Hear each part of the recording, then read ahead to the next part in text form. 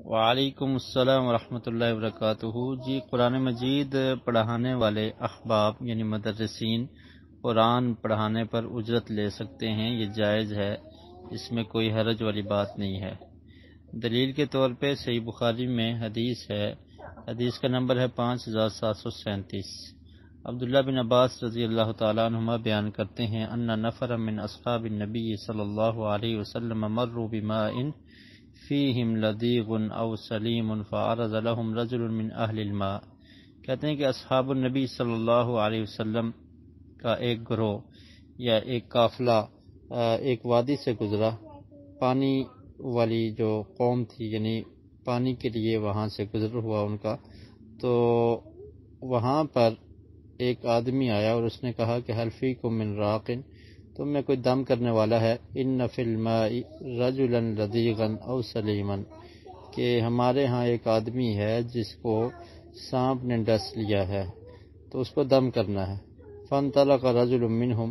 تو ایک صحابی گئے اور انہوں نے فقرأ بفاتحۃ الکتاب علی شاء،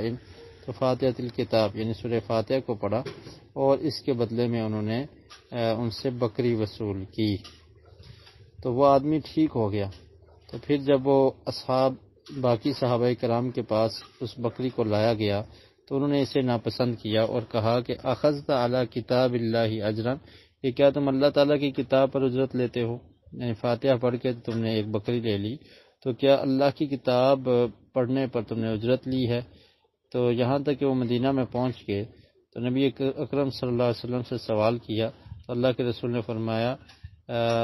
اخذ علی کتاب اللہ اجرا، فقال رسول اللہ صلی اللہ علیہ وسلم ان احق ما اخذتم علیہ اجرا کتاب اللہ، کہ تم اس اجرت کے زیادہ حقدار ہو جو تم اللہ کی کتاب پر لیتے ہو، یعنی اللہ کی کتاب پر جو تم اجرت لیتے ہو تو تم اس کے زیادہ حقدار ہو۔ احق کا لفظ استعمال کیا، تو اس سے یہ ثابت ہوتا ہے کہ کتاب اللہ پر پڑھانے پر اجرت لی جا سکتی ہے، لیکن کتاب اللہ کی آیات تحریف کر کے یا ان کے معنی کو تبدیل کر کے یا غلط فتویٰ دے کر تو اجرت لینا یہ درست نہیں ہے۔ یعنی جو کتاب اللہ سے جو معنی نکل رہا ہے وہ معنی نہ بتایا جائے، بلکہ جو انسان فتویٰ لینے والا ہے اس کی مرضی کے مطابق یا لالچ میں آ کر، رشوت میں آ کر پیسے وصول کر کے تو غلط فتویٰ دے دیا جائے تو یہ حرام ہے، یہ درست نہیں ہے، اور یہ یہودی ایسا کیا کرتے تھے۔ تو بہرحال صرف اگر تدریس پہ یعنی کتاب اللہ پڑھائی جا رہی ہے، قرآن کا سبق پڑھایا جا رہا ہے، قرآن کا درس دیا جا رہا ہے، تو اس پہ اجرت لی جا سکتی ہے، یہ جائز ہے، اور